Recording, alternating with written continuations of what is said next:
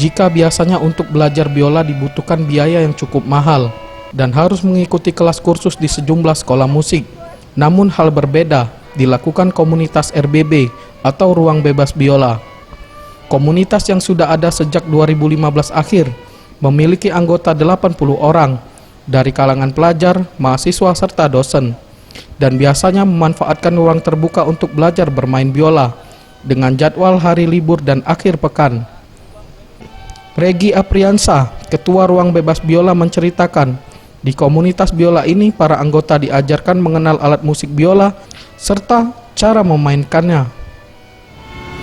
Ya, dari mahasiswa ada, dari siswa SMA, SMP, SD, dosen pun ada, seluruh kalangan lah.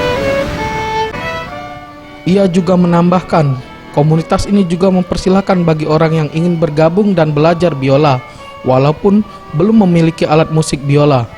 Maulana Yusuf, Sriwijaya TV.